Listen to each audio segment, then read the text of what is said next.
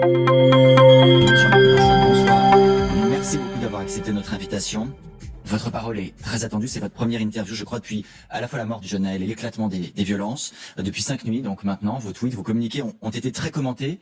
Votre sens des responsabilités aussi, à vous et à vos camarades de la France Insoumise, a été questionné. Nous en parlerons bien sûr en détail au cours de cet entretien. Mais d'abord, le bilan de la nuit dernière, certes un peu plus calme si l'on regarde les statistiques au niveau national, même si elle reste lourde, mais une attaque a particulièrement retenu l'attention, celle donc du domicile d'un élu, le maire de l'Aille-les-Roses dans le Val-de-Marne. Sa femme et ses enfants se trouvaient à l'intérieur de son domicile lorsqu'une voiture bélier a tenté d'en forcer l'entrée. La femme a d'ailleurs dû être conduite à l'hôpital. La première ministre s'est rendue sur place tout à l'heure pour dire son soutien avec un certain nombre de ministres. Dès ce matin, elle avait, je cite le communiqué de Matignon, condamné des faits intolérables et apporté tout son soutien au maire de l'Aille-les-Roses et à ses proches.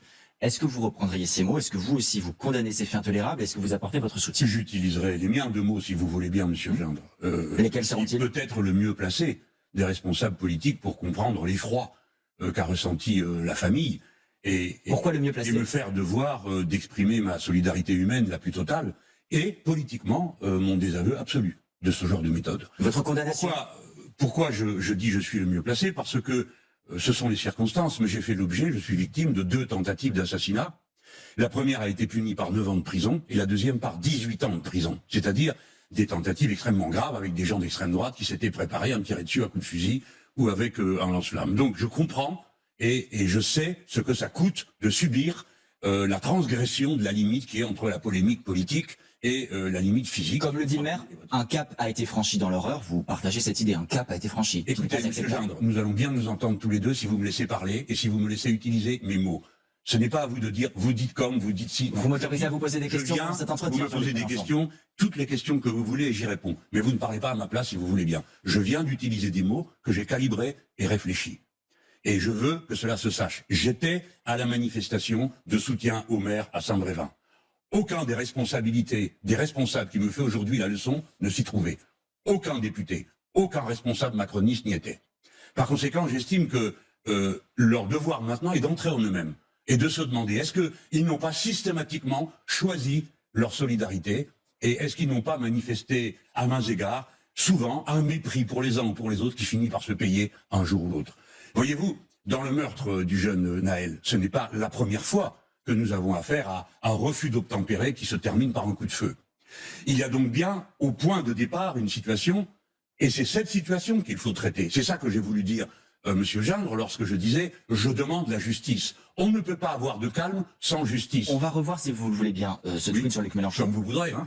Puisque vous apportez l'importance au mot, accordez de l'importance au mot. Voyons-le. Ce que vous avez voulu exprimer, de ce que nous avons compris, vous allez pouvoir nous le préciser, c'est que vous ne vouliez pas, comme vous venez de le dire, qu'on vous mette les mots dans la bouche, qu'on vous intime l'ordre. Cela dit, il y a une question qui s'est posée de manière très simple à toute la classe politique. Y a-t-il une responsabilité politique à appeler à l'apaisement et au calme? Considérez-vous, vous, qu'il y a une responsabilité politique de chacun des acteurs politiques à appeler ce soir au calme? Alors, je pense que tout le monde est responsable d'une situation qui est d'abord celle d'une maltraitance sociale géante dans certains quartiers de notre pays et d'une maltraitance policière systématique à l'égard de certaines populations. Donc, nous sommes tous responsables. Mais il faut savoir choisir sa façon d'intervenir.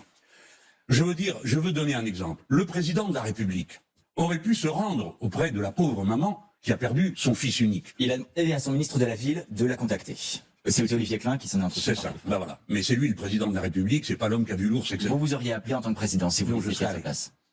La première chose à voir, c'est un mineur, un enfant a été abattu et c'est l'enfant unique d'une pauvre dame qui, elle, quoi qu'on reproche à ce mineur, n'a rien fait pour mériter qu'on lui ramène le cadavre de son fils à la maison. Depuis mardi dernier, les autorités de ce pays n'ont strictement rien fait qui permette de dire écoutez, on comprend que tout ça a été trop loin, nous voulons stopper. Jean-Luc Mélenchon, pardon, juste me permets une remarque.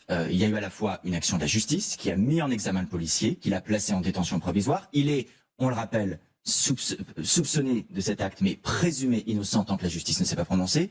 Il y a une déclaration politique pour dire qu'il y aura des sanctions administratives. Ça, c'est ce qui concerne l'affaire du jeune Naël, comme vous le dites. Et ensuite, il y a le cas des violences. On va revenir sur le cas du jeune Naël, mais sur le cas des violences, Jean-Luc Mélenchon, considérez-vous comme entendable, compréhensible, qu'il y ait des violences depuis 5 nuits maintenant? Mais attendez, monsieur Gendre, Non, vous n'allez pas vous en sortir comme ça. Mais peut-être C'est que pas parce que non, mais parce que vous avez beaucoup de talent, vous présentez bien la cause gouvernementale, mais c'est pas mon travail. Alors le président de la République a demandé à un de ses proches de voir s'il pouvait prendre contact avec la personne. Le juge a fait son travail, mais nous on doit réfléchir. Nous, vous, moi, qui avons d'autres responsabilités. Vous n'êtes pas juge, moi non plus. Je ne suis pas le président, vous non plus. C'est bien de le rappeler. La justice va faire son travail. Nous sommes chacun à notre place et nous prenons notre responsabilité. Moi, comme homme politique, je suis responsable de faire des propositions pour essayer de sortir. Connaissez-vous une autre organisation, une seule, qui ait proposé quelque chose depuis mardi dernier pour essayer de montrer qu'on a entendu ce qui se passait? Pourquoi le jeune Naël a-t-il été abattu?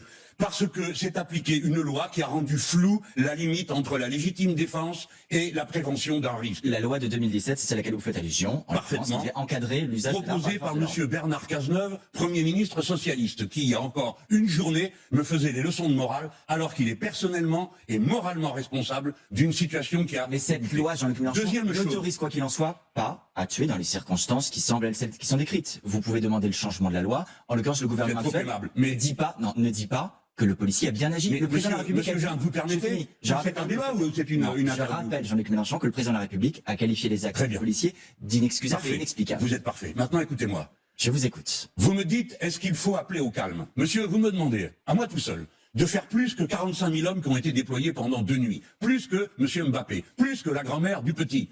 La question pour un homme politique, c'est pas d'appeler au calme, de se donner des postures, c'est d'essayer d'arriver au calme. Et pour ça, de régler rationnellement les problèmes qui se posent. Donc vous le premier problème, mais si, monsieur, à ce que vous voulez, à la paix, à l'amour, à la concorde. Mais monsieur Gindre, je dirais ce que je veux, comme je veux. Et je suis en train de dire, je veux la justice. Donc, je veux, si je peux dire je, en fait, ce sont les parlementaires insoumis ont déposé une proposition pour abroger dès lundi la loi qui permet de tirer pour un refus d'obtempérer. Deuxièmement, nous demandons... Elle sera donc soumise à l'Assemblée nationale, c'est votre souhait. Nous souhaitons, mais lundi, pas dans je sais pas combien de temps. Deuxième chose, maintenant il faut faire vite. Les juges, le syndicat des magistrats, il faut les écouter, pas simplement faire le tour en disant celui qui dit pas au calme sera pendu, séance tenante. Vous pensez au syndicat de la magistrature, j'imagine? Le syndicat de la magistrature. Assez à gauche. Ne vous agacez pas chaque fois que j'apporte une précision, Jean-Luc Mélenchon. Les téléspectateurs ne connaissent pas tout ce que vous dites de la manière. D'accord, classé à gauche par des gens comme vous. Mais eux ne se classent pas à gauche. Ah bon? Non. À droite? Eh ben non plus. Vous savez que ça existe, les gens dans les syndicats qui ont un syndicat indépendant du parti. C'est pas indigne d'être classé à gauche, Jean-Luc Mélenchon. Non, mais, merci Monsieur Jean de bien vouloir l'admettre, qu'on peut être de gauche et aimer ses contemporains. Mais les syndicats sont indépendants des partis politiques. Je vous l'apprends, Monsieur Gindre, et je vois que vous êtes content de l'apprendre. Les syndicats sont indépendants des partis politiques.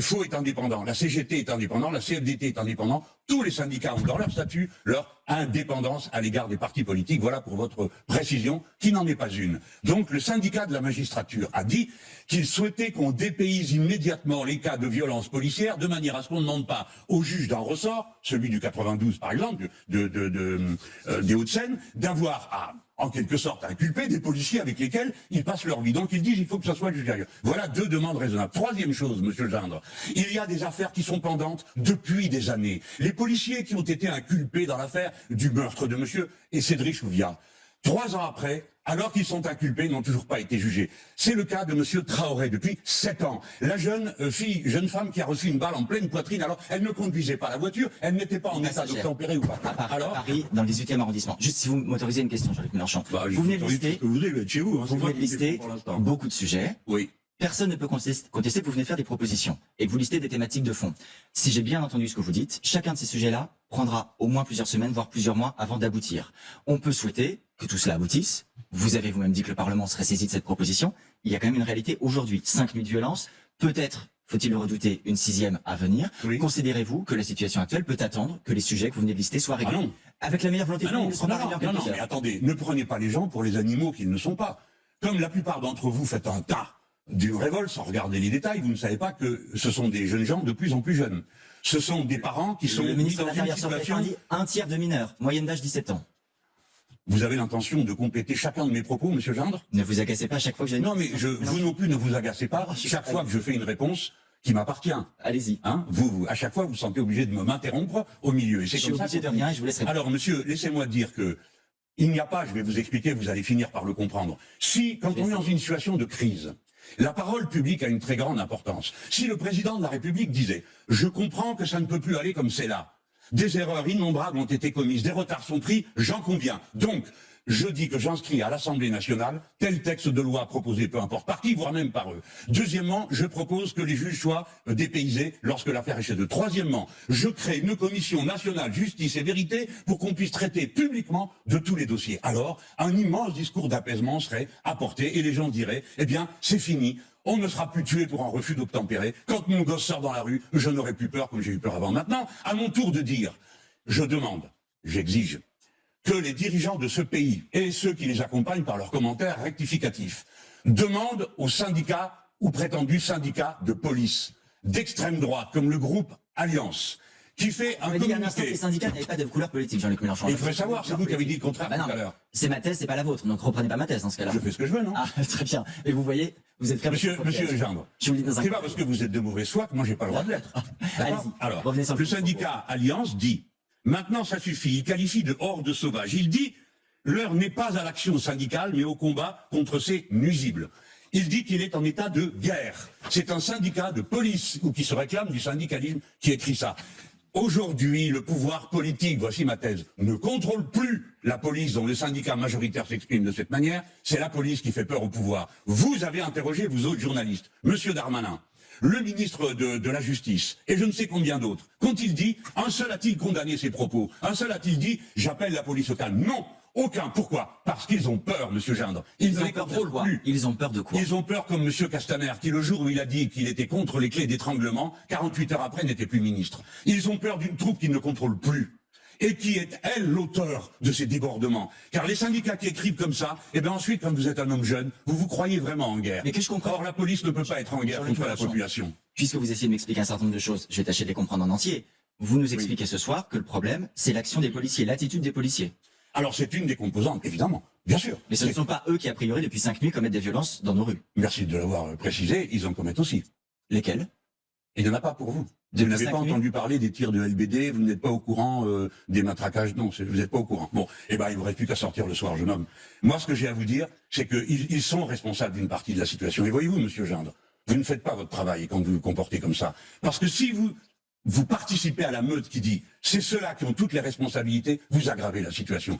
La police a des responsabilités. Un dirigeant politique doit regarder en face les questions de l'exercice du pouvoir dans un pays. Tout le monde sait, le général l'a su, le président Mitterrand l'a su, tout le monde sait que quand on a la délégation de pouvoir de sa force à une troupe, la contrôler est un axe essentiel. Jean-Luc Mélenchon. Alors, sinon, vous n'êtes pas entendu par les gens. C'est simplement ça que je veux vous dire. Jean-Luc Mélenchon, la nuit dernière, il y a eu 48 policiers et gendarmes qui ont été blessés. Depuis le début de la semaine, on a dépassé les 700. Est-ce que ce sont des policiers et des gendarmes auxquels vous adressez votre soutien?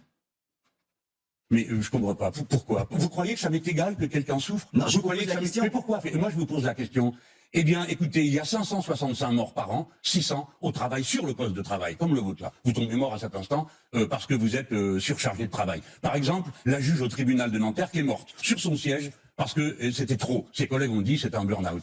Aucun d'entre nous ne se réjouit jamais des malheurs qui arrivent à quelqu'un dans l'exercice de son métier. Pourquoi faut-il que vous le vérifiez auprès de moi? Parce que vous êtes mon invité ce soir, comme je le ferai face à un autre Non, invité, vous ne le Jean-Luc faites Mélenchon. pas. Monsieur Jean, vous me décevez beaucoup de ce point de vue-là. Vous parce prêtez que- des intentions alors que je vous pose des questions. Oui, ça vous bon, donne tout le monde- l'opportunité non, d'y mais d'accord, répondre. tout le monde dira, bon, bah, j'ai compris, monsieur Jean, j'ai compris, vous posez des questions et vous faites des précisions avec. Mais ce que je veux vous dire, c'est que si nous ne réglons rien cette fois-ci encore, si on ne dit rien aux gens qu'ils puissent entendre, si on n'apaise pas la crainte des parents, des commerçants, prenons un exemple. Il y a 2 jours, je fais une intervention où je dis, écoutez, vos écoles, j'ai été élu local, je sais ce que ça coûte, une école qui brûle, un gymnase, etc.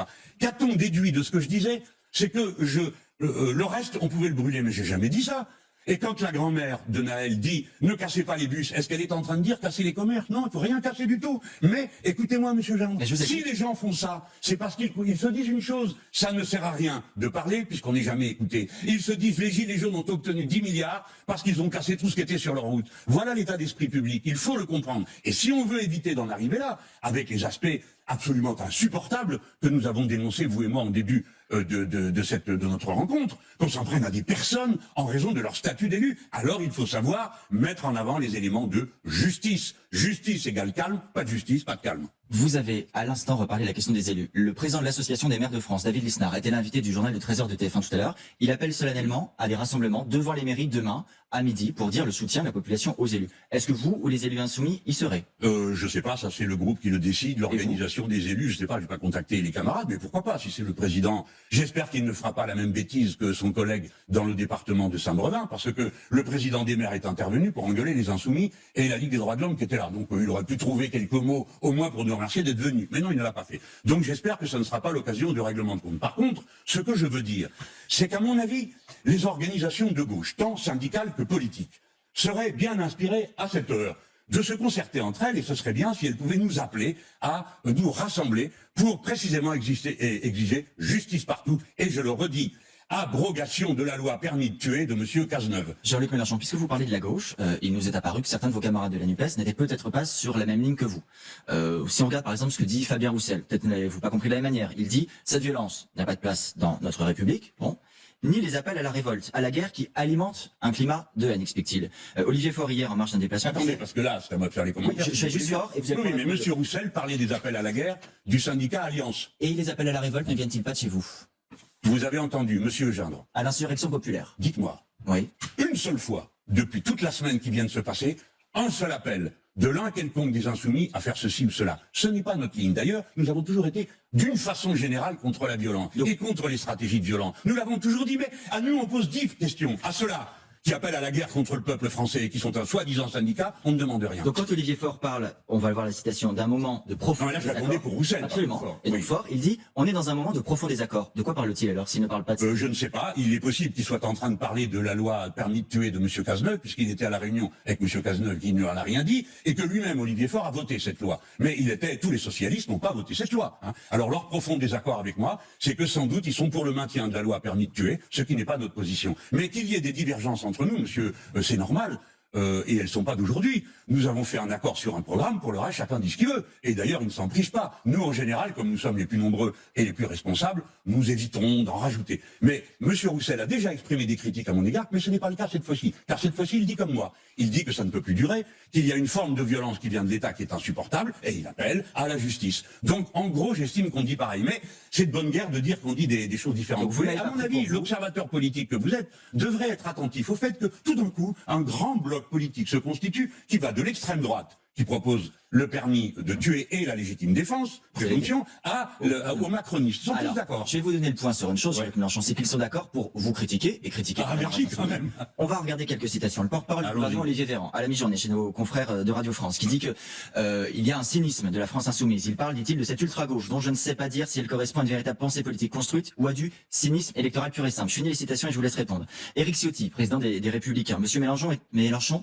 est un danger pour la République, dit-il. Monsieur Mélenchon est un factieux. Les insoumis ne font plus partie de l'arc républicain. Enfin, Jordan Bardella, le président du Rassemblement national, on va l'entendre, il était à la mi-journée l'invité du grand jury sur LCI, RTL et Le Figaro, et vous répondez juste après.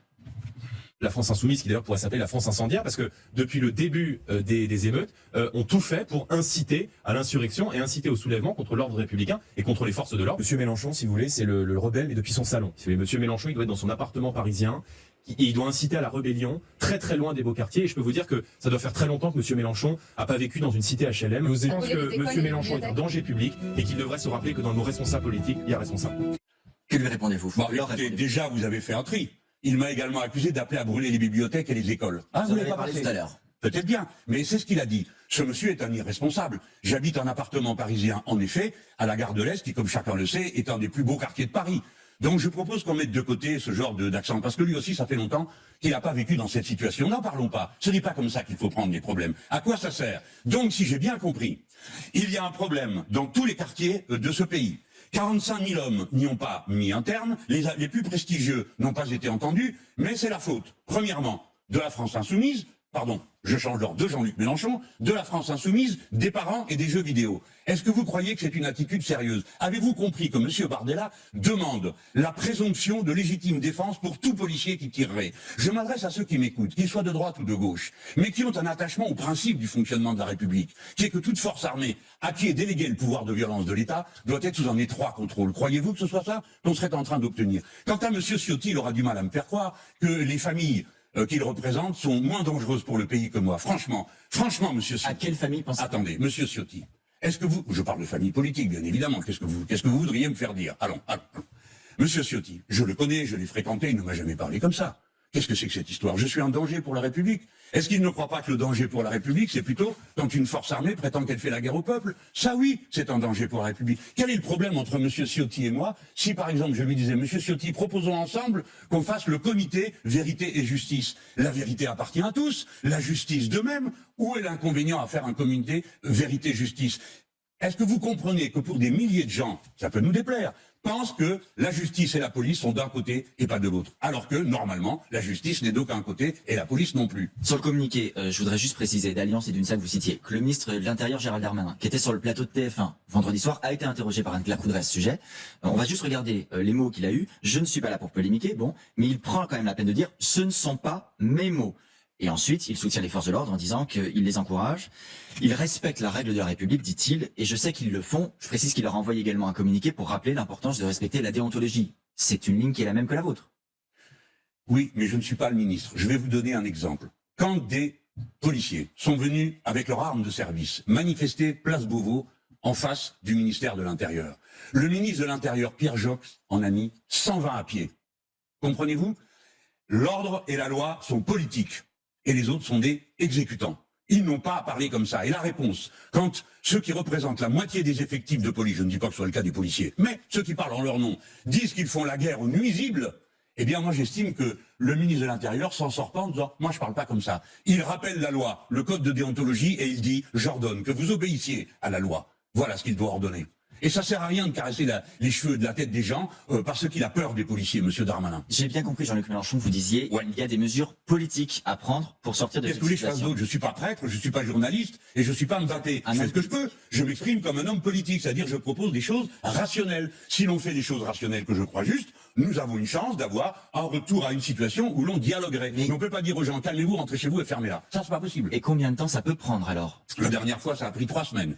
Si nous votons lundi à l'Assemblée nationale, mettons mardi, la loi qui abroge ou suspend l'application de la loi permis de tuer, je pense qu'on enverra un signal très fort. Si le président de la République s'exprime pour dire oui, faisons un communiqué. Bon, si le monsieur Nunez est un républicain. Le préfet de police de Paris. Oui, le préfet de police de Paris, je le connais depuis longtemps, il était préfet à Marseille, je sais à qui je parle. Il s'agit d'un républicain. Bien. Quand il en vient lui-même à dire moi je parle pas comme ça, etc., c'est qu'il y a un problème. Et je pense que il est temps maintenant d'essayer de régler ce problème. Je vous le dis, monsieur Jeanne, moi je n'ai rien à gagner ou à perdre dans cette histoire. Sinon mon pays, je ne crois pas que ce soit une bonne chose que nous nous enterrions chacun dans des tranchées. Que les uns puissent dire que les autres sont des nuisibles. Ça n'est pas bon pour la France. Voilà. Et il faut faire attention à ça. Ça va vite, vous savez. Vous qui cherchez des solutions politiques, le gouvernement cherche aussi d'autres acteurs. Il y a la question des réseaux sociaux, la question des jeux vidéo dont parlait le chef de l'État. Il y a la question aussi, peut-être, de la responsabilité des parents. On va évoquer ces 3 sujets. Je voudrais juste qu'on entende le coup de gueule, on peut l'appeler comme ça, du garde des Sceaux hier à ce sujet. 13, 14, 15, 16 ans, 17 ans, vous restez chez vous. Et si vous balancez des trucs sur Snapchat, le compte, on va le péter, vous serez retrouvé et vous serez sanctionné. Là, il s'adresse aux jeunes qui utilisent les réseaux, qui diffusent des images et qui parfois semblent être dans une sorte de guerre au sens stimulation, concurrence, course à l'image entre... Non mais ça fait partie, si vous voulez, de la technique du pouvoir. Il n'y a pas de problème dans les quartiers, il y a le problème des jeunes, il y a le problème des parents, il y a la France insoumise, il y a les jeux vidéo, mais il n'y a pas de problème. Si, il y a un problème. Si vous prenez un département comme la Seine-Saint-Denis, c'est là que s'accumulent toutes les misères.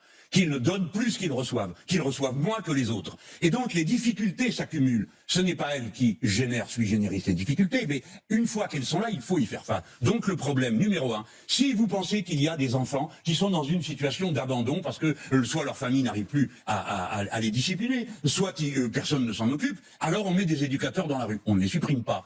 On donne de l'argent pour que les associations soient présentes. On ne les supprime pas. On fait en sorte qu'il y ait des enseignants dans toutes les écoles. On ne les supprime pas. On s'arrange pour qu'il y ait un commissariat. On ne le supprime pas. On s'arrange pour qu'il y ait des transports. On s'arrange pour qu'il y ait des commerces. On s'engage aujourd'hui à dire tout ce qui a été cassé, nous allons le réparer. Voilà comment on parle. Le problème est d'abord un problème social et un problème de respect des populations. Vous récusez l'idée qu'il y ait des parents qui ne fassent pas leur travail de parents. Mais dans tous les milieux, monsieur Gindre, vous aurez assez le temps et l'âge. Non, mais vous aurez le temps et l'âge de vous en rendre compte. Si vous voulez, je reviens la prochaine fois avec une liste des gamins des uns et des autres qui ont fait des bêtises. Est-ce que j'accuserais tel ou tel de pas contrôler son gosse? Je dirais, il a fait ce qu'il a pu. Et puis, il n'y arrive pas. Et des fois, on n'y arrive pas, monsieur Gindre. Voyez-vous? C'est trop dur. On a trop de choses sur le dos. On n'y arrive pas. Donc, on a besoin d'aide. Et si au moment où vous avez besoin d'aide, il n'y a personne pour vous aider. Et c'est ça la difficulté. D'entendre nos familles. Comprenez-le, entendez-le. Les gens qui vivent dans nos milieux sont des êtres humains comme les autres. Ils ont les mêmes difficultés que les autres, mais ils en ont en plus sur le dos. Voilà tout. Tout le monde peut le comprendre. Le problème est social. Le problème est un problème de respect qui est dû aux gens. Respectez-les et ensuite vous verrez que eux-mêmes apprendront à respecter les autres avec beaucoup plus d'énergie. Vous dites, il faut dire qu'on réparera ce qui a été cassé. Le chef de l'État, on va voir ses propos sur les parents. Il conclut en disant la République n'a pas vocation à se substituer à ses parents. C'est la responsabilité des parents de garder les enfants à domicile. Il est important pour la quiétude de tous que la responsabilité parentale puisse pleinement s'exercer. La République, donc dit-il, n'a pas vocation à se substituer à eux. Ça vous inspire aucun commentaire? Si, un profond dégoût.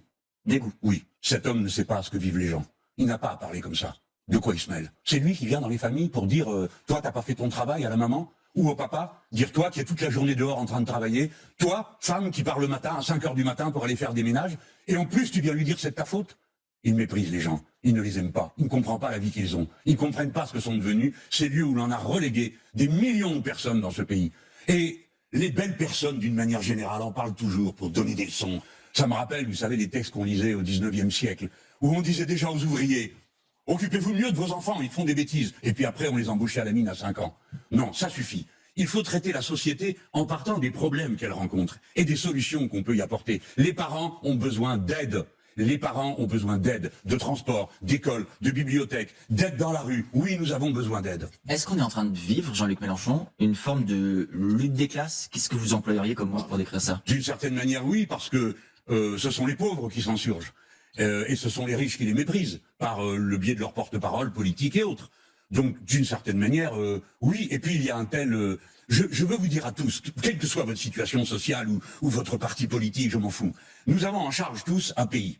Nous ne pouvons pas le mener à la baguette. Ce n'est pas le tempérament des Français, on n'y arrive pas. Donc il faut s'y prendre autrement. Chacun a sa place, à la place qui est la sienne. Que les autorités religieuses disent ce qu'elles ont à dire, que les autorités civiles disent ce qu'elles ont à dire, le pouvoir politique. Et nous, vous, moi, essayons par ce qu'on fait d'apporter de quoi aider à réfléchir, à penser, et pas à dresser les gens les uns contre les Mais autres. vous voyez un message politique dans les actions violentes de ces dernières nuits? Par la force des choses, bien sûr qu'il y en a un. Alors il n'y a pas que ça, hein. Je vais vous dire que je suis assez présent, contrairement à ce que dit ce petit monsieur Bardella, sur le terrain pour savoir qu'aujourd'hui, à l'heure à laquelle nous parlons, vous avez des milliers de parents, des milliers de familles, des milliers de commerçants qui disent ras-le-bol, quoi. Ça peut plus durer.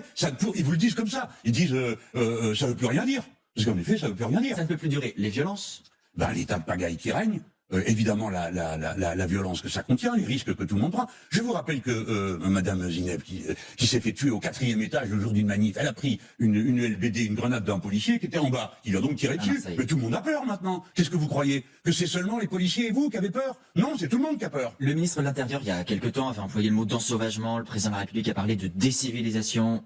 Quel mot vous utiliseriez-vous? Alors, pour les riches et les puissants, oui, ils se sont ensauvagés.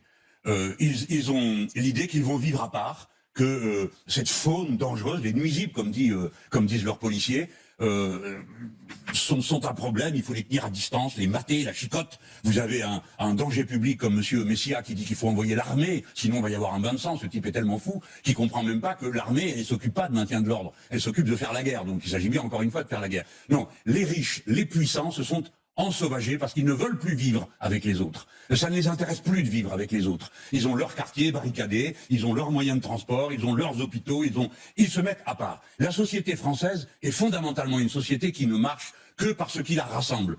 Tous les pays sont pas comme ça. Mais nous, on est comme ça. On s'est fabriqué autour de notre État, autour de la cité. Et donc, il faut continuellement venir apporter sa petite pierre pour que l'édifice fonctionne. Or, les puissants et les riches se sont retranchés et ne veulent plus avoir affaire aux autres. Eux seuls. Le seul problème, ce sont les puissants et les riches. Parce que vous n'avez parlé que d'eux dans la réponse. Dirige la société, monsieur. Chez vous, qui est responsable de la situation? Vos gosses ou vous? Bah, c'est comme ça. C'est celui qui a l'autorité qui d'abord porte la responsabilité. Et puis après, il y a les autres, bien sûr. Les enfants, quand même, peuvent être polis. Ils peuvent dire merci. C'est ce qu'ils font, d'ailleurs. Bon, voilà. Mais je ne dis pas que la population est une population enfantine. Je dis qu'elle subit. Qu'est-ce que vous voulez qu'ils fassent? Mais ça veut dire que, pour bien comprendre, encore une fois, depuis 5 nuits, les violences auxquelles on assiste ont pour vous une explication sociale. Il n'y a pas de responsabilité individuelle de chacun de ces... Enfin, il y a toujours une responsabilité individuelle. Tout le temps, l'histoire est faite par des individus. Ce sont des hommes et des femmes en chair et en os qui font l'histoire. Donc tout le monde est responsable des actes qu'ils posent. Tout le monde. Pas seulement les gens qui sont dans les quartiers. Aussi celui qui dirige le pays et qui, depuis mardi dernier, n'a pas pris une mesure qui donne le sentiment aux gens que il a compris, quoi, et qu'il veut que ça s'arrête. Vous souhaiteriez qu'ils reçoivent à l'Élysée les responsables politiques? Marine Le Pen dit il faut recevoir les chefs de parti, les partis représentés à l'Assemblée. Pourquoi pas? Mais moi, je suis plutôt parlementariste. Donc je pense que ce qui est bien, c'est que ça se passe à l'Assemblée. Il y a une procédure qui s'appelle 50-1, on peut avoir un débat, on peut voter, comme je l'ai dit tout à l'heure, sur on peut s'entendre, on peut discuter tout. Des lois transpartisanes, j'en vois 50 passer. Donc on pourrait s'entendre là-dessus. Pour dire, écoutez, on prend les affaires en main, le Parlement, on va créer la commission justice-vérité, on sait faire tout ça. Juste, vous dites le 50-1, donc votre groupe, effectivement, la France Insoumise, a demandé à ce qu'il y ait un débat au Parlement, mais on débattrait de quoi dans ce débat au titre... Eh ben de la situation, parce que comme ça, on donne à voir aux gens que ce qu'ils vivent est entendu, exprimé. Aussi bien ceux qui ont très peur aujourd'hui, ce que je comprends. D'autant plus vous êtes loin, plus vous avez peur. Donc je comprends ça et je souscris. Le commerçant qui a peur de voir son commerce détruit, qu'est-ce que vous croyez? Je me sens, je compatis, je comprends que c'est sa vie, c'est son engagement. Donc nous sommes tous dans une situation de tension et les irresponsables sont ceux qui ne font rien pour apaiser ou qui disent c'est de la faute de Mélenchon, tout ça est absurde. Ou qui disent parfois, comme le chef de l'État, c'est en partie la responsabilité des jeux vidéo, parce que, dit-il, on a le sentiment parfois que certains d'entre eux, il parle de ceux qui commettent les violences, vivent dans la rue les jeux vidéo qui les ont intoxiqués. Oui, mais ça c'est du commentaire de bistrot. Parce que le président de la République, s'il trouve que les jeux posent un problème, et je suis prêt, le cas échéant, à en discuter avec lui, parce que il y a une part de vérité, et dans l'éducation à ces images, que compte-t-il faire? A-t-il l'intention d'interdire certains jeux vidéo? Non. Pourquoi? Parce que pour lui, c'est un commerce, c'est un business comme un autre. Le faudrait-il ces En interdire? tout cas, il faudra regarder attentivement, parce que pour ce qui est d'interdire, tout le monde a toujours des ailes. Hein. Alors il y en a un qui veut interdire les réseaux sociaux, l'autre veut interdire ceci, interdire cela, confiner les gens dans leur coin. Non. Il faut aussi que la société puisse respirer. Les jeux vidéo, monsieur Gindre, figurez-vous que c'est un sujet que je connais aussi, c'est un budget aujourd'hui mondial plus gros que celui du cinéma. Les Français sont brillantissimes dans ce domaine. Je vous l'apprends si vous ne le savez pas, et on a une magnifique école publique sur le sujet. Donc on peut faire des jeux vidéo plus sympas et moins violents et brutaux qu'un certain nombre d'entre eux. Et puis, certains, en effet, ça mériterait qu'on dise, ben ça non, on ne le permet pas, parce que c'est une éducation, c'est une mauvaise éducation qui est donnée, et je crois qu'il faut être vigilant avec ce qu'on enseigne aux plus jeunes, voilà. Mais bon, de là en faire une tartine et dire que ce pays est en révolte depuis 5 jours à cause de ça, non. Vous savez combien ça a duré la dernière fois? 3 semaines, en 2005. Bon, on aimerait bien tous que ça s'arrête avant, non? Là, ça dure plus d'une demi-heure, déjà qu'on est ensemble en train de s'entretenir, Jean-Luc Mélenchon. Mais on est d'accord pour dire qu'on aimerait bien qu'on passe à un autre type de rapport. C'est-à-dire qu'on discute les problèmes rationnellement, un par un. Voilà. Donc moi, c'est ce que je propose de faire. Le rôle des politiques, c'est de trouver le moyen de commencer. Et puis après, on discute, on avance, on fait les choses ou pas. Voilà. Donc il faut trouver ce moyen. La réponse, ça peut pas être, c'est la faute à Mélenchon, aux jeux vidéo, parce que tout ça est absurde et on réglera rien comme ça. Vous allez envoyer du monde toutes les nuits pendant combien de temps? Il y en a déjà 45 000. Vous allez envoyer qui la prochaine fois? Alors, vous savez que j'ai entendu parler d'état d'urgence. Je me marre, qui c'est qui va le faire respecter? État d'urgence, couvre-feu, vous avez parlé de l'armée tout à l'heure. On a bien compris. Vous considérez qu'il n'y a aucune réponse sécuritaire Les réponses sont toujours politiques. Vous ne pourrez pas venir à bout d'une population par des méthodes pareilles. La seule chose qu'on puisse faire, c'est essayer d'entraîner l'adhésion, la compréhension, la volonté d'arbitrer. Et cette volonté, elle existe. Les papas, les mamans dans les quartiers sont disponibles pour ça. Mais ce ne sont pas les ennemis du pays. Une réponse politique et aussi peut-être une prise de conscience de ceux qui commettent ces violences, qui restent chez eux la nuit plutôt que de sortir. Ben, vous êtes là pour ça, pour faire la morale à tout le monde, mais c'est pas mon rôle. Moi, je suis pas curé, moi, comme vous. Pourquoi? Mais parce que, monsieur Gindre, ça fait 10 fois que vous revenez sur le même sujet. Oui, parce que j'ai pas bien compris la réponse. Mais oui, parce que vous voulez pas la comprendre. Vous faites partie d'une catégorie sociale où quand on a décidé quelque chose soi-même, les choses se mettent en ordre. Moi aussi, j'appartiens à ce monde-là, je le sais. Mais il y a des gens qui sont écrasés de problèmes. Et ils sont tellement écrasés que pour les attraper, ils ont un mal de chien. Simplement pour maintenir les choses en ordre. Monsieur Gindre, votre devoir, comme le mien, moi j'ai eu une parole pour tous ceux qui ont peur, pour ceux qui se sentent menacés. Mais le devoir de tous ceux qui ont la parole publique, c'est d'avoir aussi des mots de compréhension pour les gens, pour dire oui, nous sommes le même pays, nous vivons ensemble et nous n'avons pas le choix. Nous vivrons ensemble jusqu'au bout, jusqu'à notre dernier souffle. C'est pas compliqué à dire non plus, non? C'est votre appel au chef de l'État, d'une certaine manière, qui lui attend de vous, Mais vous de aussi, tous les un peu, responsables monsieur politiques, Lindre. un Ah, appel Vous avez une tête au sympathique calme. plus que le président de la République, les gens vous détestent pas, vous. Je vous remercie, même si vous avez beaucoup essayé de nous faire la leçon ce soir. Merci beaucoup d'avoir Ah, été vous non, par contre, l'invité vous dans avez toute essayé. franchise. C'est de bonne guerre. Allez, la notification, vous voulez encore désolé dans un sourire. Merci encore, Jean-Luc Mélenchon. Merci, monsieur.